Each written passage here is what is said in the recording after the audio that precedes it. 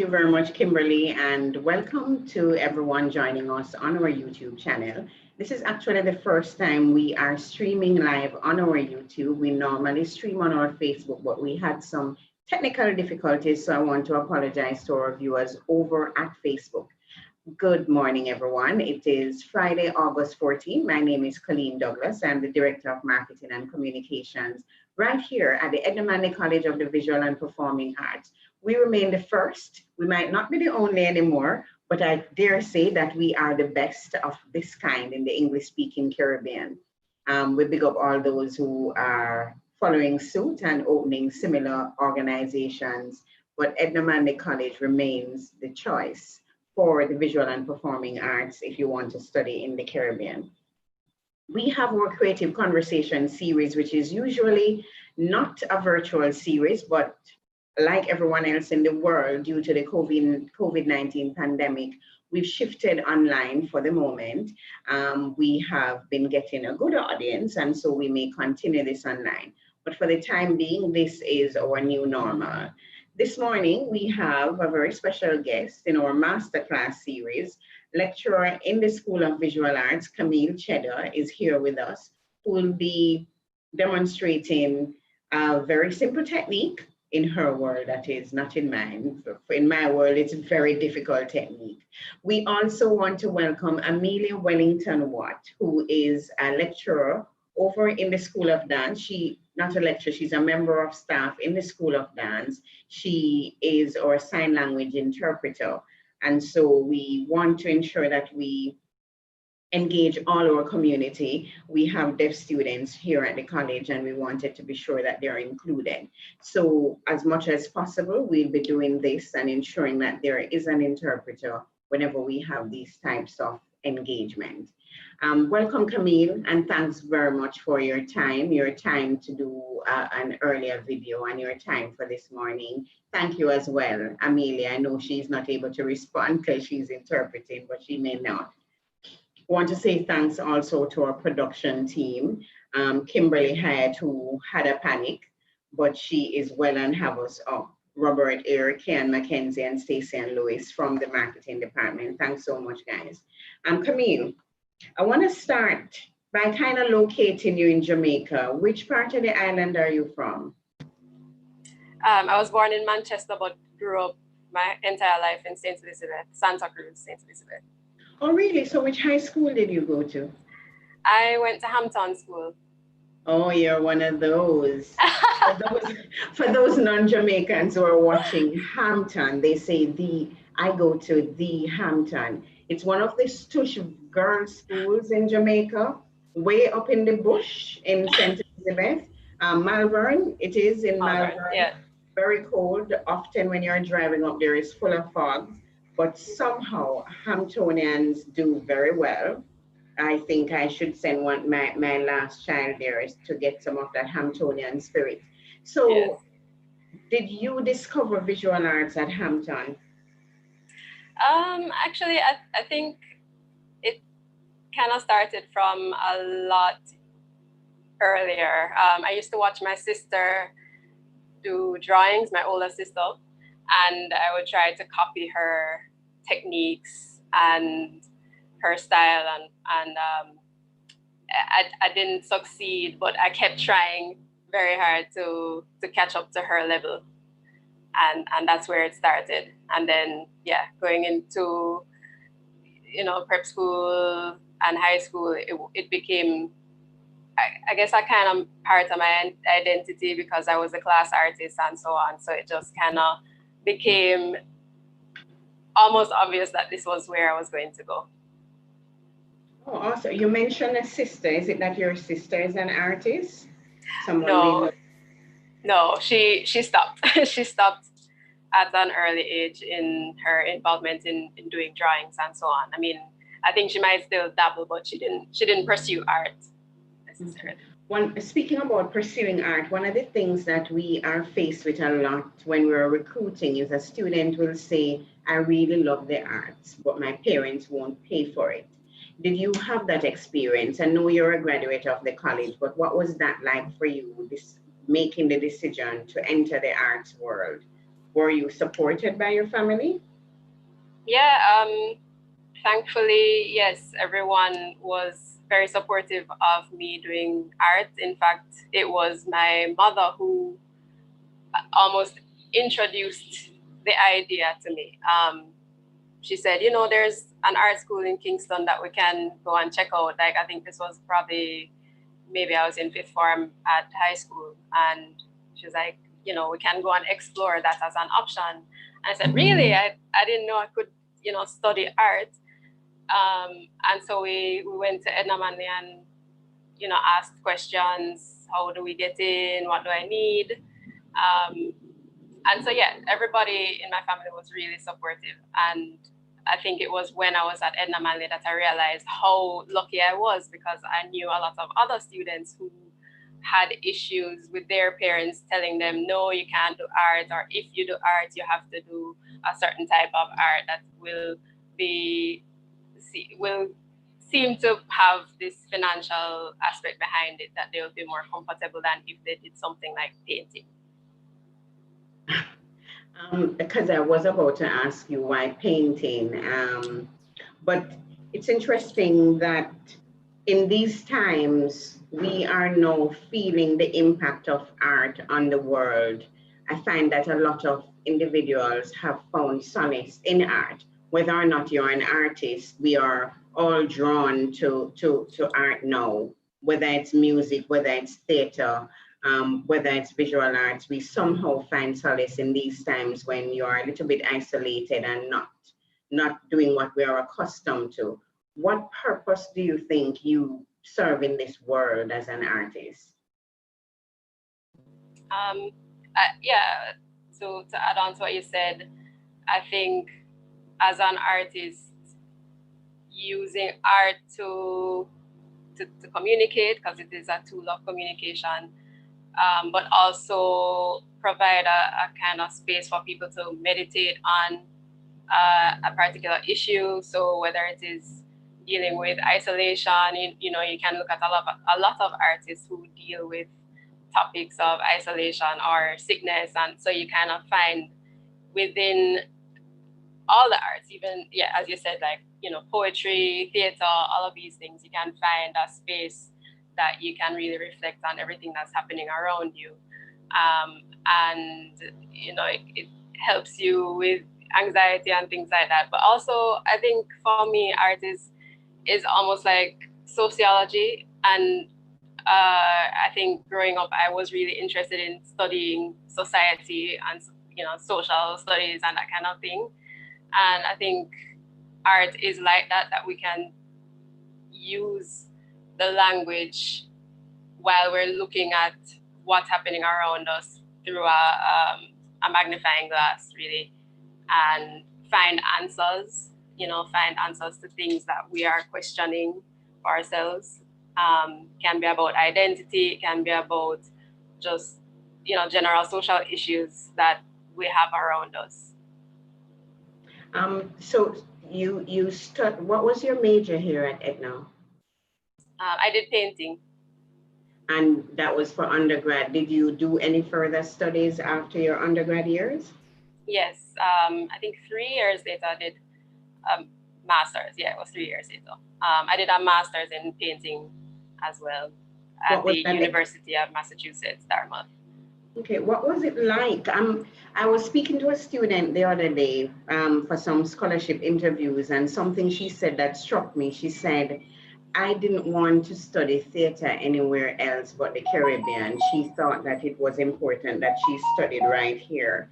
And so I wanted to find out from you, having done your first degree here in Jamaica and then doing your master's elsewhere, how has that been? What was the experience like? Was it significantly different with a Caribbean education?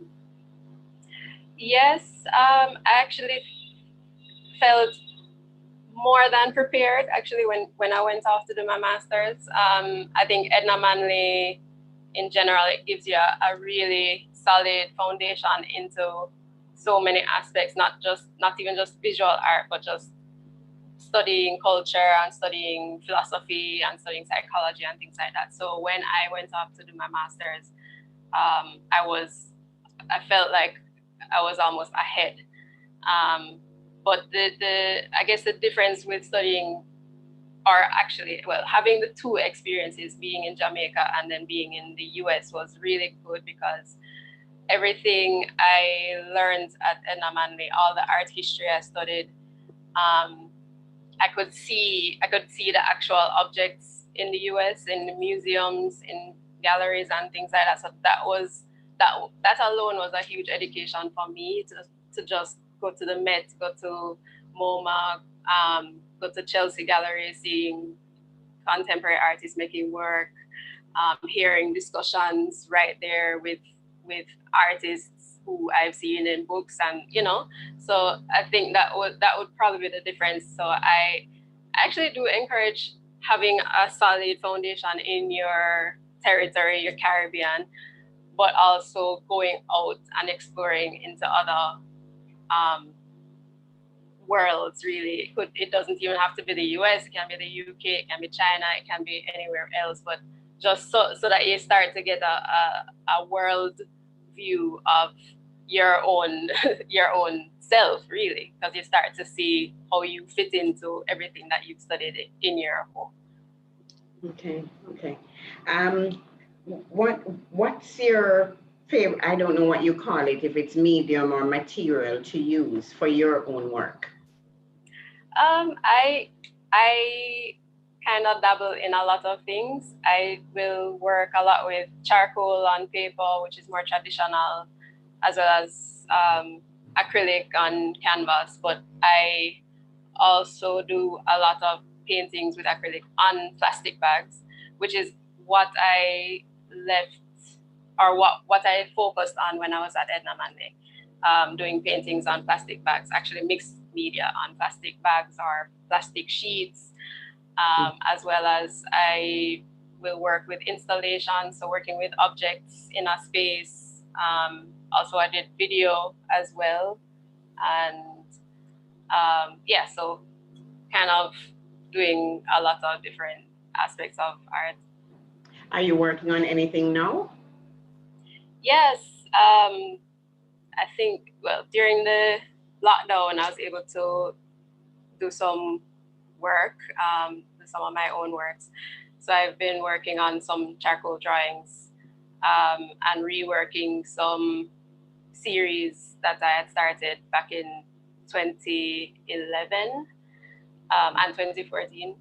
So yeah, making paintings, more paintings on plastic bags and charcoal drawings, and also working towards doing an installation with video again, which I haven't worked with in a while. So yeah. Okay. Because we're directly on YouTube, we're shifting a little bit slightly. Normally we would have had the conversation, engage with people on Facebook so they can ask you questions and through to, but I'm going to wrap up somewhat with you and then leave with the video on YouTube so persons are able to just watch it. Right. The truth is, though, I would have loved to see what the finished product is, because we won't get to see what the finished product is on the YouTube. So if for this purpose you could just give us a quick walk through what we will see on the video in the next 5 minutes or so. Sure. And then share your end product with us. Okay. So I did a still life, and I explained what that is. I just arranged some objects and did a quick sketch of it, but kind of explained the process as best as I could at the time, and then completed the drawing in, I think, well, off camera, I completed the drawing with shading and toning, and that took me, let's say it took me about 3 hours to complete the drawing, just so that, like, viewers or potential students have an idea that, this is something, you can't just get it immediately. It's just something that will take time. So around 3 hours, and I could go on it for even longer.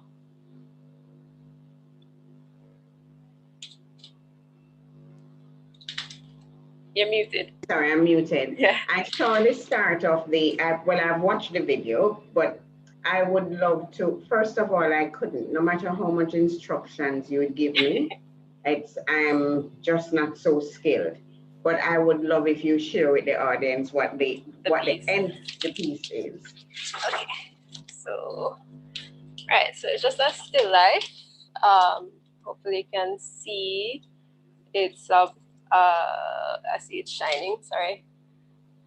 But it's nice. What did you use though, Camille, for this? So charcoal? it was graphite, so pencils and yeah, different. I want it. Can I have it? Sure. And I'm saying it publicly so I can just have it and frame it. I really like it. So you should say, for Colleen, for creative conversation. Yes, yes. Thank you, ma'am. I just got myself a painting. An original at that. But before we go, Camille, when we talk about value of art, how do you place a value on the work? Like that, what you just did. I always am very curious to know how artists place the value so that what you give me, I'm buying it for it and not complain that it's not worth it. It can be really tricky. I guess you have to do some research. You have to think about the size of the piece, what the materials you are using on it are, how long it took to make it. But sometimes it can be tricky because this is something on paper and that's more traditional, so that could have a higher value than, or it seems like it should have a higher value than something that's been done on plastic, because plastic is a cheap material and it's a throwaway, but the plastic bag piece could also value more. So it's kind of it just depends on also what you put into the work. Is it a sketch or is it a serious body of work? Has it been exhibited before? That will add some, value to it, I suppose. And yeah, I think it just takes a lot of research and knowing what other artists may be valued their pieces as, and being aware of that. And your level as an artist, like are you just starting out, or have you been doing this for a long time? That might add some value to it as well. So for a student who is entering visual arts and wants to explore painting, what do you say to them? Do you think that there is a market for them in the world? Is it something that you'd encourage someone to do? Yes, I would encourage people to do it. I know that it's been a way for me to grow as a person. And I just value that I can also share that experience with students from all levels, ages.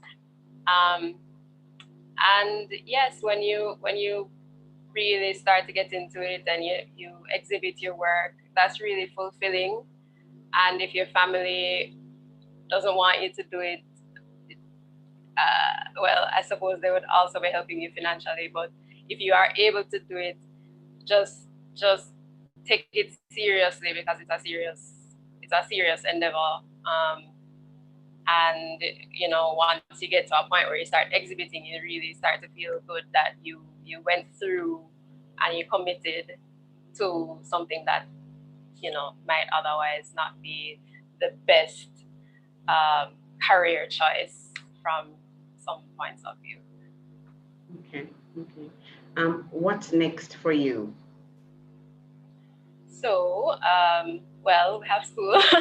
School will return and I will be back at Edna Manley. But outside of that, I'm just still working on my work and ideas and having conversations about, everything that's happening right now in terms of 2020 throwing all of these things at us. So some of those things are going into the research of what I'm painting and drawing, and looking forward to possibly doing a couple of exhibitions. A lot of things got put aside because of COVID, as you know, like a lot of artists' exhibitions got postponed. So I have a couple of things that should be happening maybe next year instead of this year. I was going to wrap, but I'm Yeah.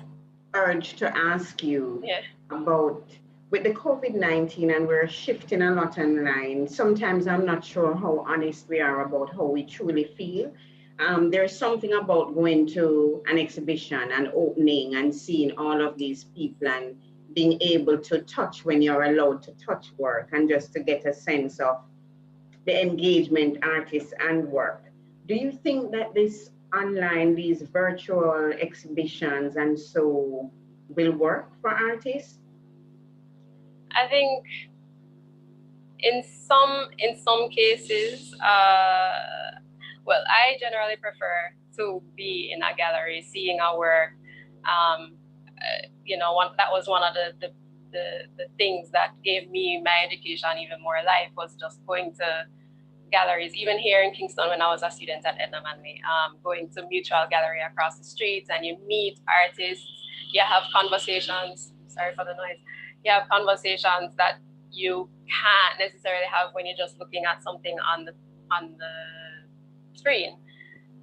You can read the statements, you can look at the pictures, but you won't have the same education, or you won't have these spontaneous moments that you do when you're actually in the space. You can't smell the paint, you can't hear the song, So yeah, I think a lot gets lost when it's online, but it is also what we have to do right now. And at the same time, I do value these kinds of things where we have conversations, and a lot of artists have had open studios online and curators talking about ideas. And so in some ways it's really good. I've even gotten access to seeing museums in different parts of the world who had virtual exhibitions up. So I wouldn't have necessarily flown to these places, but I was able to see the work. So in some ways, yeah, the reach of it is really good, but I think you lose something out of not being able to interact with our work. Okay. What do you love most about teaching? I love the interactions. I love, when you realize that the student gets it. You might be showing something, demonstrating something, and then after weeks, you start to hear students using the language, and you can really tell that the information has sunken in. I think sometimes those are the best moments, or years later. Well, it hasn't been that long that I've been teaching, but a student will write back to me and say, Miss, I get it now, or I understand, or look at what I'm doing now. And so it's a nice it's just a nice interaction, I think.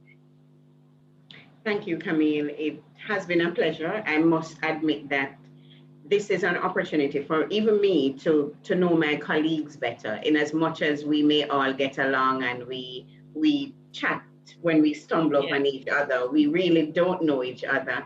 And so thanks to COVID-19, there is a wonderful opportunity for us to just connect differently. And even in the midst of the social distancing, we are actually bonding closer, because this is an opportunity where we're able to connect. So I truly appreciate the time you've taken. I truly appreciate the time you took before to prepare for the masterclass where we teach people how to. I look forward to receiving my art. Yes, you wonderfully packaged. I won't be presumptuous and ask for it to be framed. I'll take that on myself. Mm-hmm. So thanks very much. You have been listening to Creative Conversations with Camille Chedda. I'm Colleen Douglas, and we welcome you to join us next week. Next week, Wednesday is the 19th of August. We hope to speak to Elizabeth Montoya in the same kind of context. Hopefully we're back on Facebook for another masterclass series. And we should close the week on the 21st with Andre Adman from the School of Music. I should say that Monday is a very special day for us in Jamaica. Monday, we celebrate the Earth Day of the one of Jamaica's first national hero, actually, Marcus Garvey.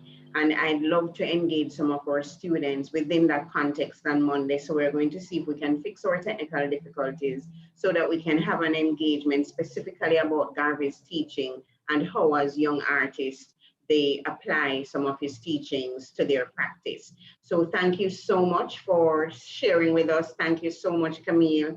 Thanks to our viewers on YouTube. Our apologies to those viewers who were waiting on Facebook and not see us. We will share it on Facebook before the end of the day. Please keep tuning in. And for those who want to apply to the college, it's still not late. We're rolling admissions. And so we welcome you to send in your applications. If you don't apply, you don't have a chance.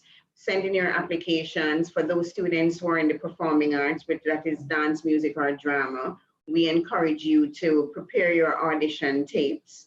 And for the persons in visual arts, to prepare your portfolios and send it in, because school opens September 7th. We understand the delay with the CSEC grades or CAPE grades, and we are going to be monitoring that closely so that we can assure you of how soon you can start. So thanks very much for sharing with us on Creative Conversations in our Masterclass series right here at the Edna Manley College of the Visual and Performing Arts at 1 Arthur Wing Drive. Until then, have a great weekend. I'm leaving you actually with a 12 to 15 minutes tape of Camille sharing with you the work. Could you hold it up for us, Camille? The work that will be in my house very soon of the still life. I quite like the treatment. So she will take you through to that process. And what would be great, if anyone watching at home and you want to try it, and when you've tried it and finished with your product, you could send us your pictures or a video, and we'll be able to give you a wonderful gift from the Edna Manley College. Until then, walk good.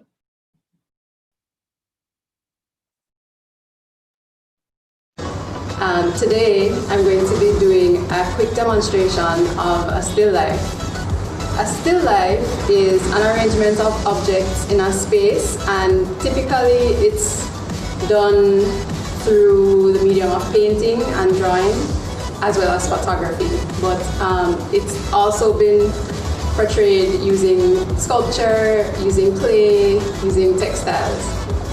Today we're going to be doing a still life of these objects. Here we have some kitchenware as well as a fruit, and that's pretty standard setup for a still life. And every still life will give context into the time that it was made, and it can also give information about the artist who made it, and it gives a kind of mood. So even though the objects are, you know, everyday things and they're very mundane and maybe even boring, they kind of are able to communicate ideas about who we are in our societies. So you can look at, let's say, Van Gogh, who used to paint his boots and they were muddy, and you know, they also, you know, sometimes were slumping, and they give a kind of mood about the artist. It gives a sense of who he is, and any still life has the,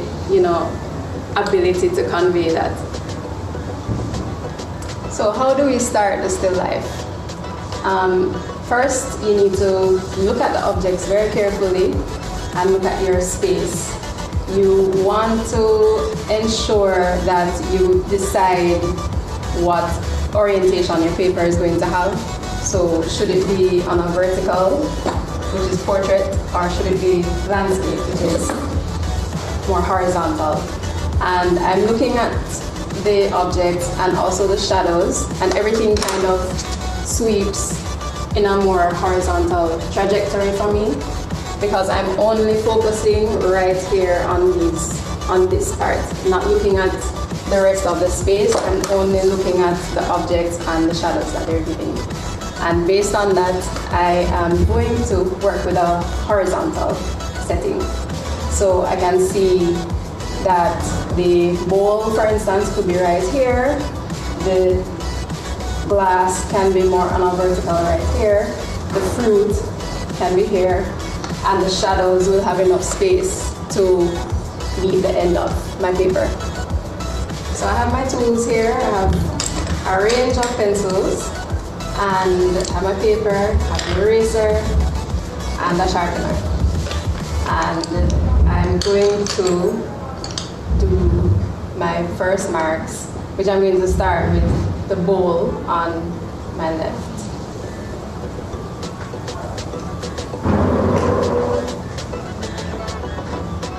And the bowl will be an ellipse shape, which is basically a squashed circle. And always start the drawing with very loose lines, because you may need to move things around. So I'm just roughly sketching the objects and trying to get them in their positions. And you're always thinking about the relationship between the objects. You're not looking at one object at a time. You kind of train yourself to look at all the objects at once.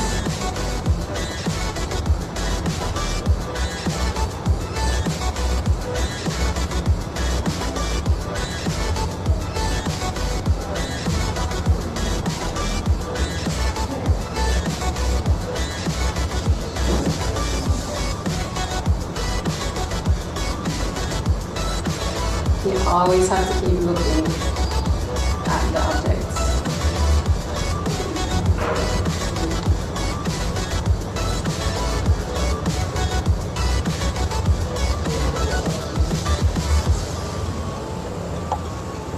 So at this stage, I can see that there are a lot of adjustments that need to be made, and I'll just keep working on that as I go along. I may need to move the bowl completely over, and everything I think can be moved over because I don't have enough space for my shadow.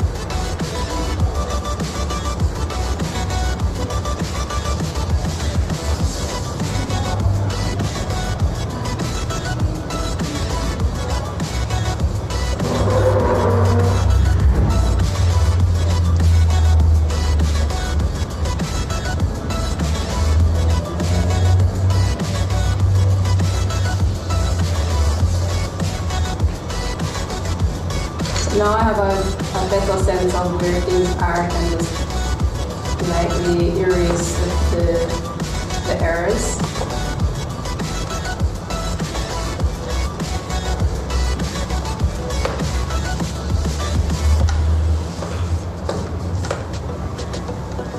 That's why it's important to start the drawing with a very light hand, so that you can move things around.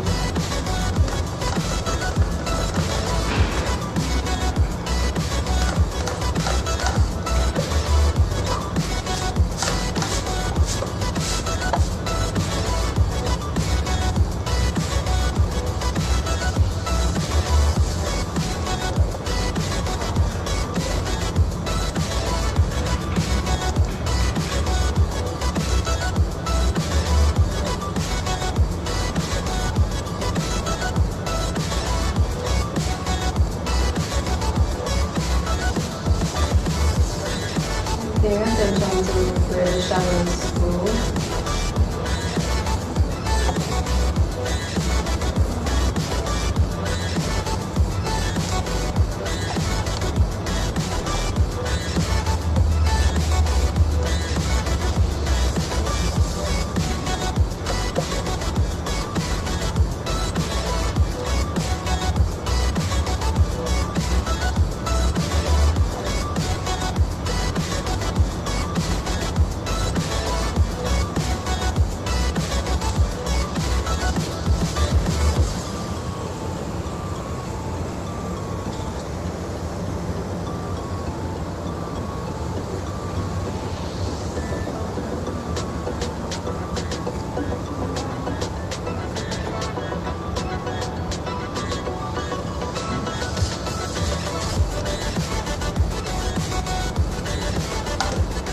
And it's always good practice to step away from the drawing from time to time so that you can get a better view of things rather than being up close and working on it for too long. You tend to miss some of the errors when you're too close to the drawing for a long period of time. So I'm going to step back and look at the drawing.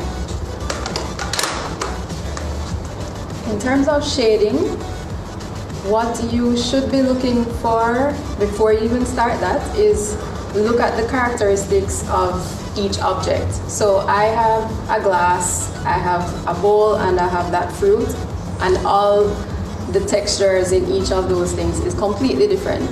So I would have to pay attention to how I shade them in terms of how reflective they are, how smooth they are. The smoother the object, you will have more light and highlights on it. The fruit is a bit more coarse, so it's not as shiny. So I would have to pay attention to those qualities in the objects before I start to shade them, because if the fruit looks like glass, then you have a problem. So you have to really pay attention to that. Another thing that you should focus on, or actually focus on not doing, is to smudge with your fingers. That tends to be something that we've done. We've all done it as young people drawing things, but it's really not recommended because it can destroy your paper, and it's just not a very good practice. The oils in your fingers get secreted into the paper, and it can lead to damage eventually. So you really want to avoid smudging. And what you can do instead is maybe use a paper towel, or there's also a blending tool which is made of rolled up paper that you can use, and you can form it into the shape of a pencil and get some really interesting effects. So those are things that you should really focus on. And I think that still life is really an accessible thing. Everyone has access to some kind of object in their homes. You can set up anything. You can get your shoes and try to draw them. You can draw buttons, you can draw jewelry, you can draw a watch, you can draw your phone, you can go outside and get stones or a plant and just try to practice and get even more complex objects as you go along into your practice, and really just try to look at the objects in front of you, because a lot of the times we tend to want to just photograph something and draw from the photograph, and that's fine, but really drawing from direct observation allows you not just to see something that's flat, which is two-dimensional, but when you're looking at something in reality, you can see it going into space this way. So the photograph does this, it flattens everything for you. But when you have the objects in space, you can walk around them, you can really get the sense of space and shadow and depth in them. So I would recommend that you try to do a still life at home when you have the chance.